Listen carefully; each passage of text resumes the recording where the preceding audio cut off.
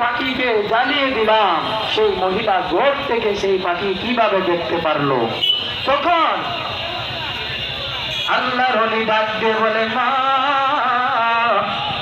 আপনি আগে বলেন আমি যে পাখি জ্বালাইছি আপনি কিভাবে বুঝলেন? তখন সেই মহিলা ডাক দিয়ে বলে, আমার কোনো ইবাদত নাই, আমার কোনো এমন ইলম নাই, কিন্তু আমি যতদিন পৃথিবীর মধ্যে আল্লাহ রাব্বুল আলামিন আমাকে জীবিত রাখবে, আমি নিয়ত করেছি রাসূল সাল্লাল্লাহু আলাইহি ওয়াসাল্লামের উপর দুরূদ শরীফ না পড়ে ঘুমাইব না। জোরে জোরে বলুন সুবহানাল্লাহ। তখন সেই মহিলা ডাক দিয়ে বলে, আপনি আগে বলেন আপনি কিভাবে পাখি জ্বালাইলেন? তখন আল্লাহর ওলি ডাক দিয়া কই, মা আমার এমন ইবাদত নাই, আমার এমন পাওয়ার নাই, আমি রাসূল সাল্লাল্লাহু আলাইহি ওয়াসাল্লামকে আমার নিজের জানের চাইতে বেশি মহব্বত করি, এই জন্য মনে হয় আল্লাহ রাব্বুল আলামিন আমার সহায় হয়েছে। মুর্শিদেরই দুলা আমি পরব গলার মালা, মুর্শিদেরই দুলা আমি পরব গলার মালা, আখিরাতে পাই যেন তোমারে। ও গো আমার বড় পীর, পীরানের পীর দস্তগীর, ও গো আমার বড় পীর, পীরানের পীর দস্তগীর, নয়ন জুড়াই তোমার দিদারে।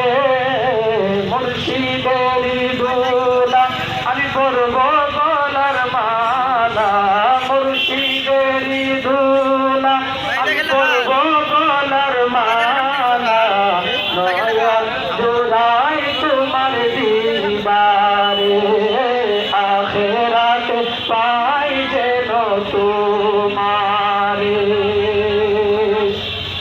আল্লাহর ওলিদের এমন পাওয়ার আল্লাহ রাব্বুল আলামিন পবিত্র কুরআনুল কারীমের মধ্যে ইরশাদ করলেন, আলা ইন্না আউলিয়া আল্লাহি লা খাউফুন আলাইহিম ওয়া লা হুম ইয়াহজানুন। সাবধান, ওলিদের সম্পর্কে কথা বলতে সাবধান, কারণ তারা দুনিয়ার মধ্যে ফিরবে গাইবে চলবে, তাদের কোনো ভয় নাই, তাদের কোনো চিন্তা নাই, একমাত্র আল্লাহ রাব্বুল আলামিনের নির্দেশ। যারা আল্লাহর ওলি তাদের কোনো ভয় নাই, তাদের কোনো চিন্তা নাই। এই জন্য ওলির দরবারে আসতে হবে।